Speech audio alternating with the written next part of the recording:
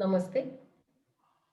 As a part of our series of videos on psychoanalysis and philosophy, today we shall discuss psychoanalysis in existentialism and their central concepts. In our last episode, we engaged with the basic foundation issues of existentialism and psychoanalysis. Today we shall discuss deeply some central concepts of existentialism from the standpoint view of psychoanalysis. For this, we have with us our psychoanalysis consultant, Mr. Himanshu Vaidya. Namaste, sir. Namaste. Uh, can you tell us what are the central concepts in existentialism? The first concept in existentialism, which is central to it, is the concept of absurdity. And this is a challenge to all forms of organized thinking and all forms of design or goal or purpose of human life as they are being given or eminent in the nature of things. The whole concept of absurdity is a challenge to the scientific worldview that everything is a cause-effect relationship and can be known and can be transformed. It is also a challenge to religious systematization, which says that there is a purpose of life, of human existence towards a goal. It is also a challenge to political ideologies like Marxism or capitalism, which say this is the goal and this is the path. So absurdity into itself is a challenge to all forms of crystallized, organized thinking, whether it is science, philosophy, spirituality, religion, or politics. Absurdity also means that things are not deterministic and are not meaningful into themselves. And human beings therefore have to find the meaning of their own. So the world into itself is absurd, life into itself is absurd, and in that absurdity we find ourselves. And this is a given. And now that this is a given, that we find ourselves in the middle of this absurdity, we have a responsibility to find the meaning of life for ourselves. And this is a very subjective inner journey. It cannot be done by mass scale political ideologies or by science or by religion or by spirituality. And this brings us to the second important concept, the creation of meaning of life. Since the meaning of life is not given, not embedded into our hardware, or not something to be discovered which is out there hidden, it is to be created by us. So the meaning is created, it is found inside of us, but it is not something which is an objective given. So the second important concept is the concept of meaning. The third concept is of freedom, that we are all free in a way to find a meaning for ourselves with all the limitations that we have and proceed to that path. And this brings us to the next element of choice, that we have no choice but to make choices and take responsibility for the choices that we make. And this brings us to our own powerlessness and triviality. These also are important concepts, that we find ourselves in a world where we find our own helplessness, our own powerlessness, our own triviality, our own meaninglessness, that the world is going to go on even if we are going to die tomorrow. Nothing is going to stop. So in that sense, our existence is meaningless and trivial. And in another sense, it is very meaningful, subjective to ourselves and subjective to a few people who like us and subjective to few goals that we are going to accomplish, which are important for some people. So there is a paradoxical significance of ourselves and the triviality and meaninglessness of ourselves. Then we have a concept of a world without God. And the concept there is that man has been thrown and abandoned on this planet.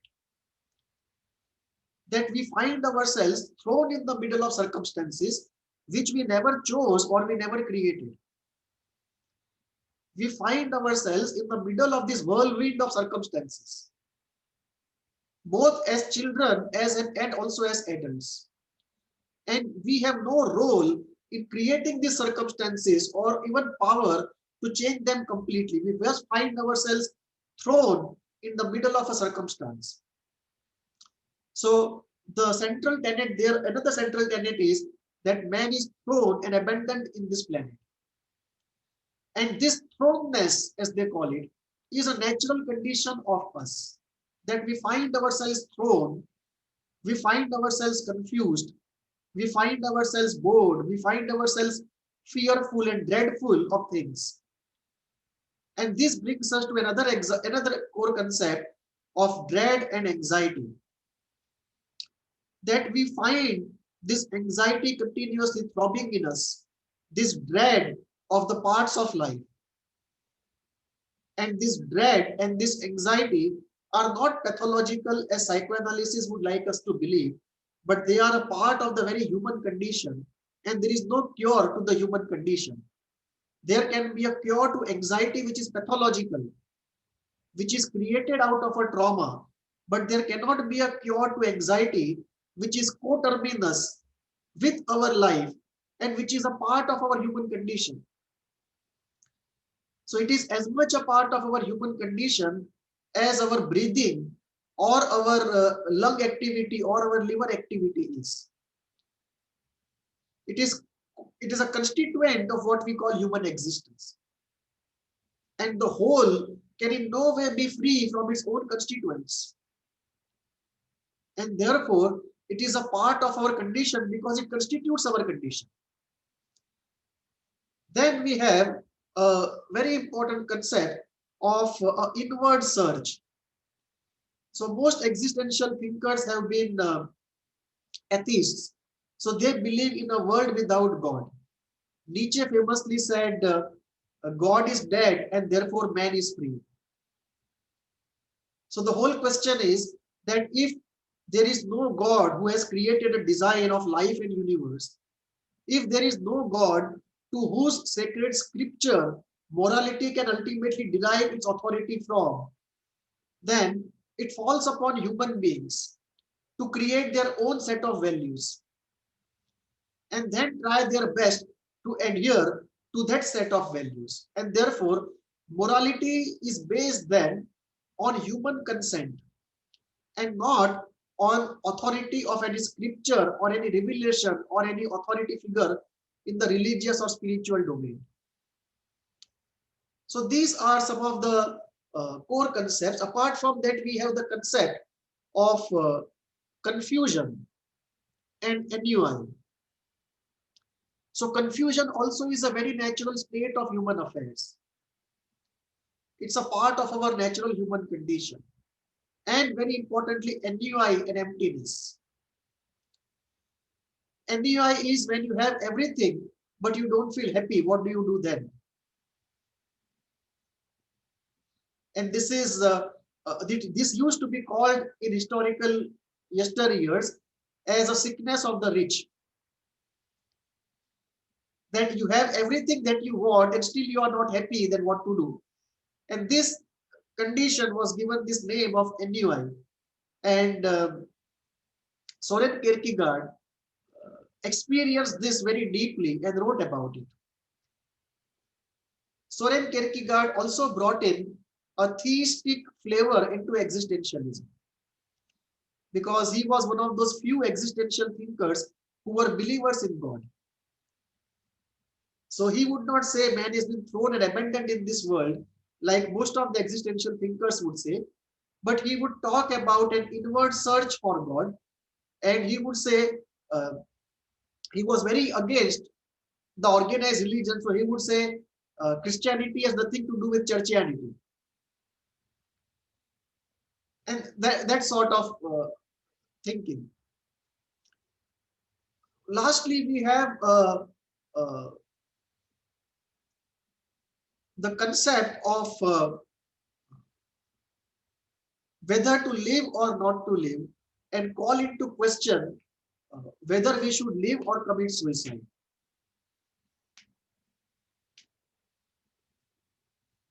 So the last central theme in existentialism is, why should I live at all? And this brings us to what is called the myth of Sisyphus. That if all life is a drudgery and all life is just dread and anxiety and angst and anguish, and it is a kind of a Sisyphus putting the stone up and then rolling it down the mountain, and every day doing the same thing over and over till you are worn out completely, but you cannot stop doing that. Then the question is, why ought one to live? What for? And there Albert Camus puts a question. He says the only philosophical question is the question of suicide. That why should one live? And if one finds reason to live, then how to live? He never committed suicide. Those who read him, many of them committed suicide. He made a lot of money from their books and had a good life.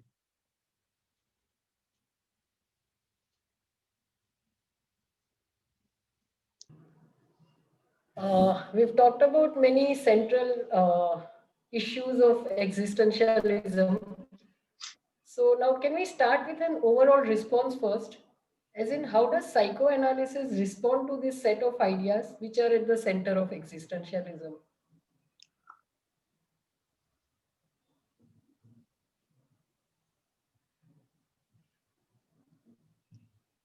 It is a mixed response.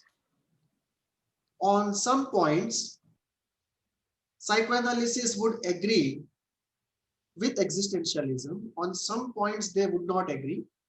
And on some points, psychoanalysis would stop short of joining existentialism, either in acceptance or in rejection of their ideas, simply by virtue of the boundary of psychoanalysis.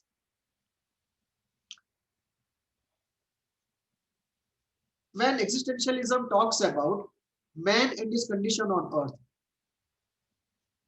now this is an area which is completely outside of the boundaries of psychoanalysis.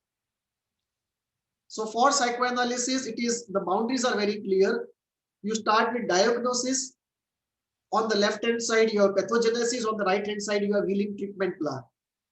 And that is the world of psychoanalysis. So to get into, at the most, psychoanalysis would go into metapsychology of the mind, but never into macro living issues of everyday life or philosophical issues like man in his condition on earth. So on this one set of issues that existentialism discusses, man and his condition on earth, or Heidegger discusses what is the meaning of being, or Kierkegaard says the core issue is to find a meaning of life which is so acceptable to us, so convincing to us, that we can stake everything onto it passionately. And with that in our life, we live a life which is like a candle burning from both the ends. We are so consumed by it. Now, these are the areas where psychoanalysis just would not join existentialism, simply because they're outside the boundary of psychoanalysis. So this is one set of issues. The second set of issues is where we have common themes, but we have slightly different meanings. Take, for example, the concept of anxiety. So both of them have a different understanding of what this word anxiety means. And it is quite probable that both of them are dealing with different manifestations of anxiety. They may not be dealing with the same thing, although they use the same word. So there may be different shades of anxiety. from light blue to navy blue, and maybe one is referring to light blue and somebody is referring to navy blue and calling both of them blue. That is the kind of situation we are in. That existentialism refers to anxiety of a very normal, non-pathological individual most of the times. They are not referring to anxiety which is coming out of Oedipus or the split open or disintegration of the cell, or a panic anxiety. There's a different form of anxiety altogether. Existentialism is referring by and large to the anxiety of freedom, the anxiety of choice, and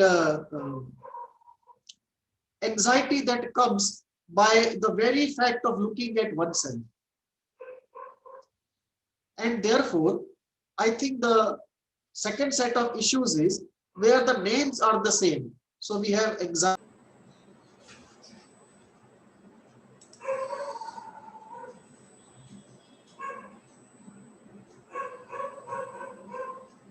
Hello.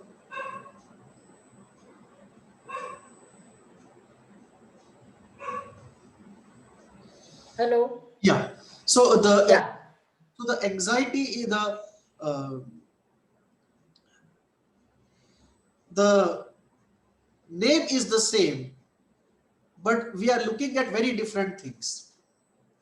There is second set of issues where the name is the same, but the understanding is very different, and probably both are referring to different manifestations of the same thing. And the third is a set of issues where psychoanalysis feels that existentialism is narcissistically dramatizing everything, and what is actually something very ordinary, an everyday affair, or what is very clearly pathological, they are not going for a clear-cut analysis and healing, and they just want to live in a narcissistic, dramatized way, the whole thing. So these are the three the three responses that psychoanalysis would give to existentialism in terms of: one, those issues where it would not join existentialism; second, where both of them use the same words but have different meanings, and therefore the difference response will be different; and third, where psychoanalysis feels that what the other area is doing is narcissistic melodramatization.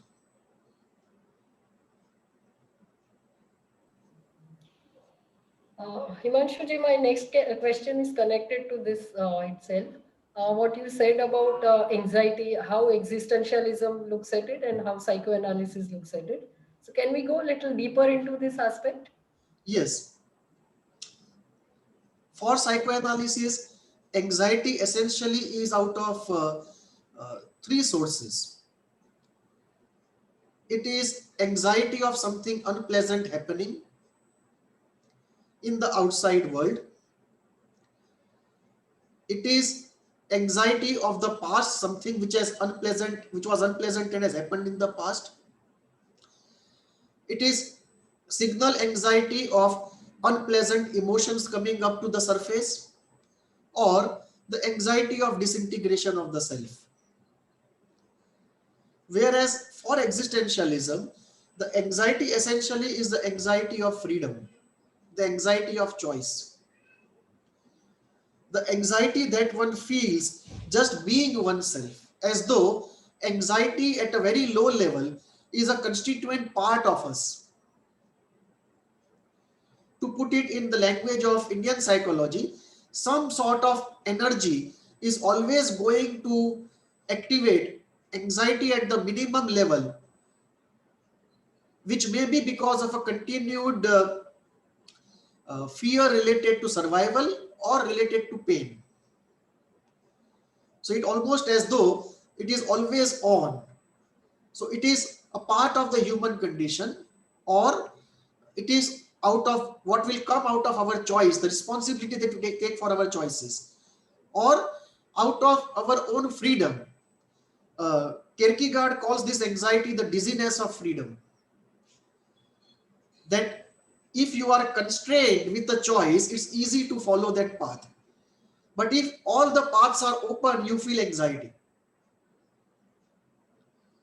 It is the dizziness of freedom, as he calls it. And obviously, this is not the anxiety of panic or the anxiety of paranoia they are referring to. So the pathological anxiety that psychoanalysis deals with and the anxiety that existentialism calls anxiety are very different forms of anxiety. Now, uh, some forms of anxiety that existentialism talks about, which are very severe, are those forms which are clearly pathological and can be healed by any psychotherapy approach.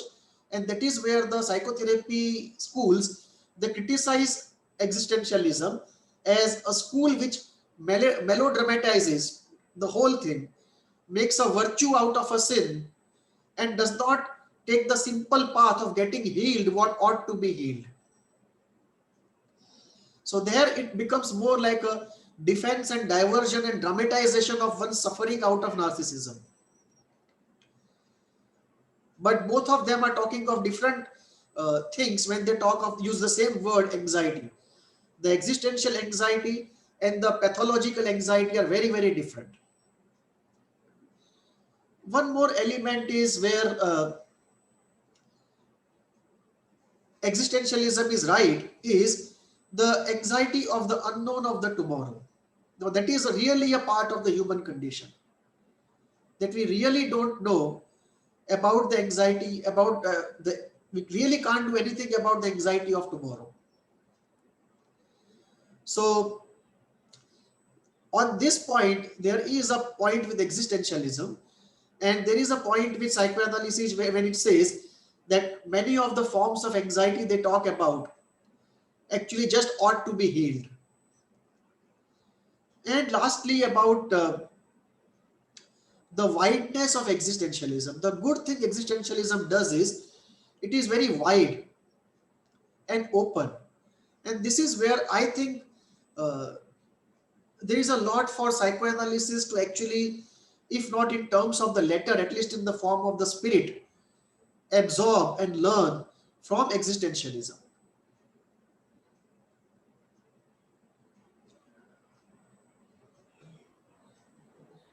Now we come to a very interesting question and one of the central points of existentialism, which is individualism.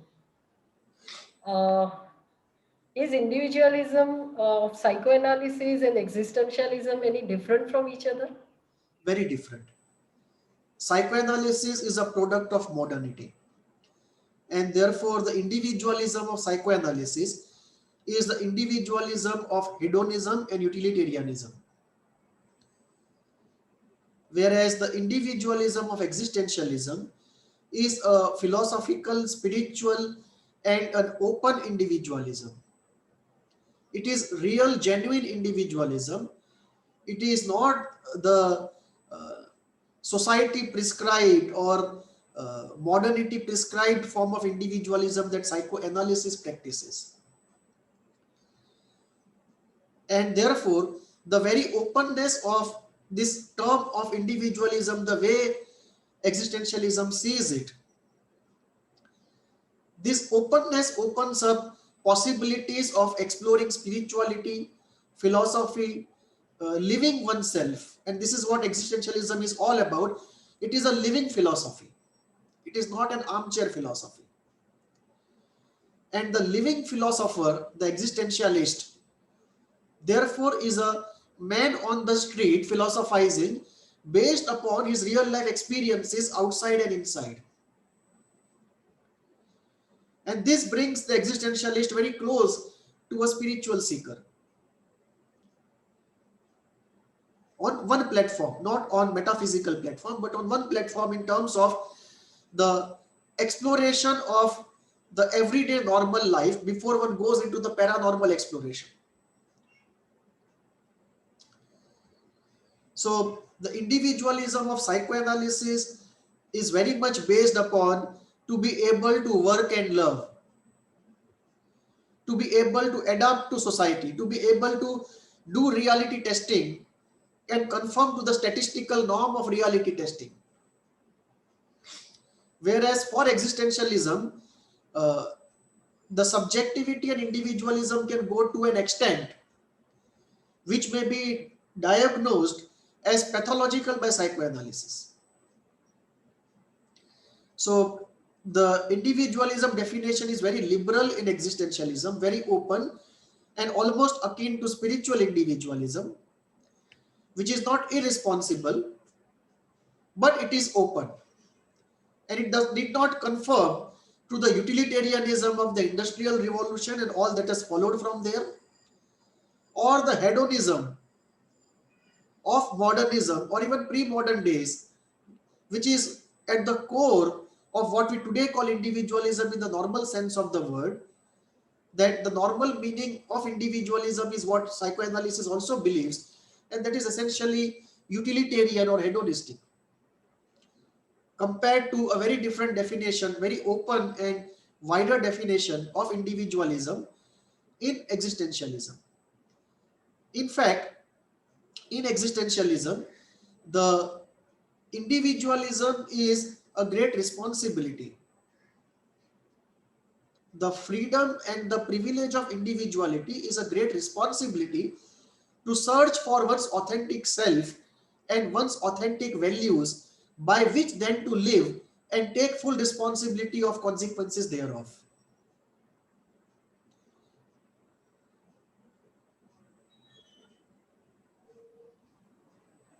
How do these two approach authenticity? For existentialism, authenticity is almost at the core of their discourse, because whether we start with a belief in God or atheism, being abandoned in this world, or the myth of Sisyphus, or the meaninglessness and absurdity, or individualism and freedom, ultimately it comes to the question what to do, how to live. So all of that may be true. Absurdity, meaninglessness, freedom, choice thrown into this world, all of that may be true. But even if that is true, we don't know, but let us say if that is true, regardless of whether it is true or not, for living, ultimately the question comes to every individual, what to do and how to live. As Kierkegaard said it very famously, life could be understood backwards, but it has to be lived forwards. So regardless of how much thinking you do on man and his condition on earth, on the nature of existence, on meaning and absurdity, on determinism and free choice, ultimately all that thinking will give you knowledge, but all of that has to ultimately answer this question, what to do and how to live. And when it comes to this, existentialism says that one should live according to one's authentic self. And this authentic self is that part of ourselves which is naturally ourselves, and it is not something which we have acquired because of conditioning from outside. This is not something we have cultivated out of security reasons. This is not something we have cultivated out of selfish reasons. So this leads us to a kind of construction of personality in three ways: the outer persona, the authentic self, and the spiritual self. And the existential route is to find the authentic self. And therefore, it is very central to existentialism. In psychoanalysis, only Carl Jung was really concerned, deeply speaking, with authenticity, right? What is called the inner self, the process of individuation, the finding of one's real, true inner self and living according to that. So I think for psychoanalysis, this has been not a central concern, except to say that the unknown parts of the unconscious have to be known and integrated. This is true of all schools, but the central concern was taken up only by the Jungian school in terms of authentic living. So for existentialism, it is central. For psychoanalysis, except for Jung, it is not so central. And the way to find one's authentic self is very different. In one case, it is therapy. In second case, it is living in the real world.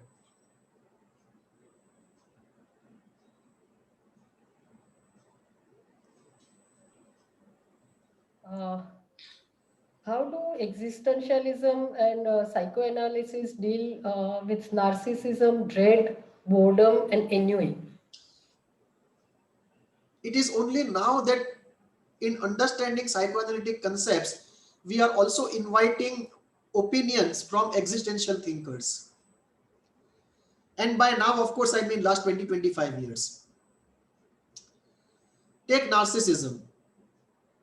In psychoanalysis, we have explanations of primary narcissism, secondary narcissism, Kohut's explanation of narcissism, Kleinian explanation of narcissism. In existentialism, we have this explanation that this is the only way we can cope with the anxiety and dread of death and of uncertainty and our own helplessness and powerlessness that we feel every day. And if we did not have this defense, there is very little chance of our living a happy life. So it is coming out of a very human condition that there is no choice but to develop some form of narcissism. And this is a very different explanation from the classical psychoanalytic explanations we have. Take the concept of boredom and ennui. This also is taken by existentialism to be a very part of human life and human nature. That we have this feature of boredom and ennui. We are all variety driven creatures. We get bored of everything, even of love. Even if we are loved for very long, we get bored even of love. We all want pleasure, but if we are given too much pleasure for a long time, we get bored of the pleasure also. We are such variety seeking creatures that we are bored of everything. And excitement with some object or activity takes us away from boredom for some time. But again, the moment that stops, we again are back with boredom. So boredom seems almost a default condition from which we escape through various means of pleasure. Right? Again, to fall back into the matrix once the object is exhausted. So this brings us new ideas into psychoanalysis about ennui, boredom, and emptiness. And of course, psychoanalysis explains emptiness as early life inability to internalize a good, reliable, stable object, which is most conspicuously found in borderline personality disorganization, and in many other forms also.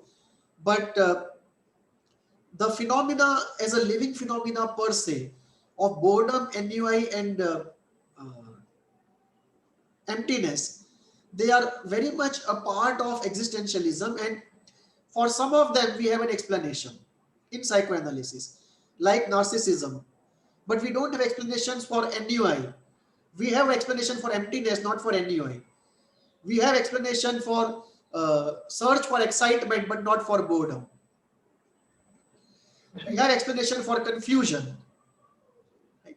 But not for facing the unknown. So on some of these entities, some of these concepts, both sides have their explanations. On some, only existentialism has, and on some, only psychoanalysis has. Similarly, we look at anxiety. We took a look at anxiety and how psychoanalysis would say it is coming from unresolved Oedipus, the split is open, the self is disintegrating, and existentialism would say it is the dizziness of freedom, it is the dread of life, it is the very constituent of human existence. And similarly for boredom and for chaos and for confusion and for perplexity and for the sense of dread, angst, and anguish. So for some, we have explanation in both the camps. In some, we have explanation only in one camp. Right. You earlier talked about the myth of Sisyphus. So, does a psychoanalytic psychotherapist experience that myth? I think yes, most of them are not honest about it. And I'm talking about those who have done therapy long enough. I'm not talking somebody with less than 5 years of experience, but it would be still a fresh and learning experience. I'm also not referring to those who have many other interests in life which keep them fresh and alive. But for a large number of therapists for whom psychotherapy is only occupation and they don't have any other interests, for them it is a myth of Sisyphus, and there is a burnout and there is a resignation and disappointment. They just don't express it. They are too scared of it, professionally and personally. The only way out, therefore, is that as a psychotherapist, one has to have an interest in areas of arts, literature, philosophy, spirituality, sports, or something else. This is not a profession which can be done as the only profession.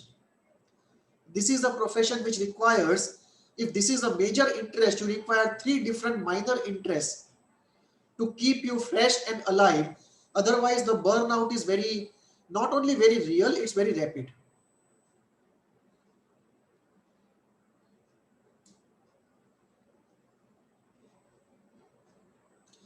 I can't hear you.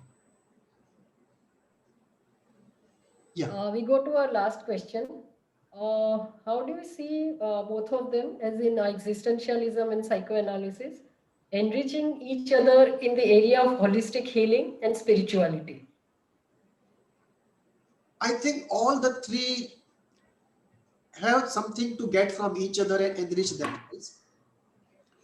Spirituality sees existentialism as a phase between psychoanalysis and spirituality. That this is a phase one passes through where the interest in the normal world is waning, and therefore the joys of the normal world have gone down, but the spiritual joys have yet to come. So it's like a guest house where the old guests have left the guest house and the new guests are yet to arrive, and the guest house is empty. And it is that state of the guest house which is the existential state, where you find everything boring, everything meaningless, absurd, lonely, empty. Till the spiritual guests come in, and then you are in touch with what is called the waters of the spirit inside, which give you that freshness and happiness. But before that, there is a barren phase, and this barren phase is the empty guest house, and that is existentialism as a phase from a spiritual standpoint.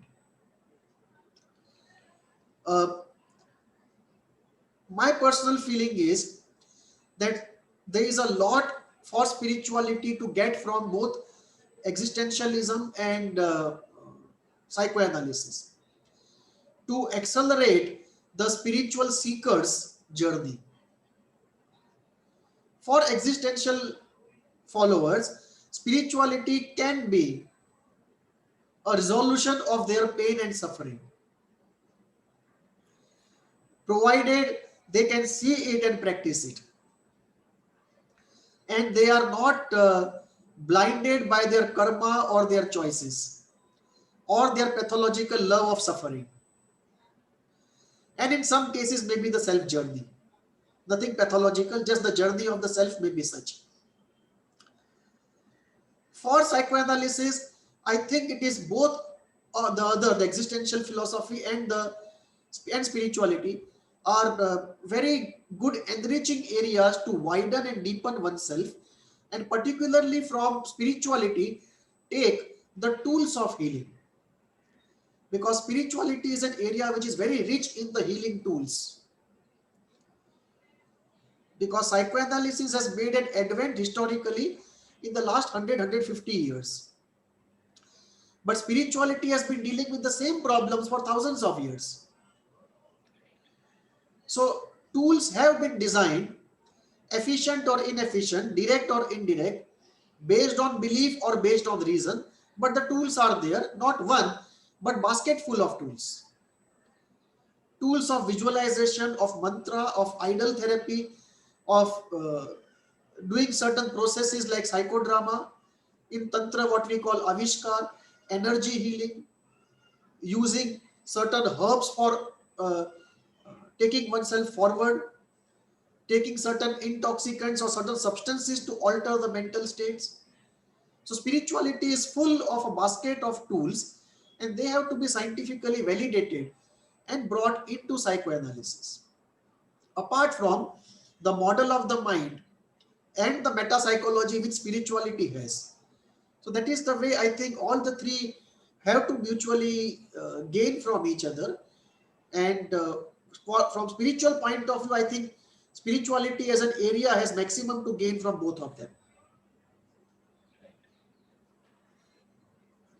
Thank you, Himanshuji, for being with us and sharing your knowledge in this area. Namaste. Namaste. We have covered a very interesting discussion on the central concepts of existentialism from the standpoint of view of psychoanalysis.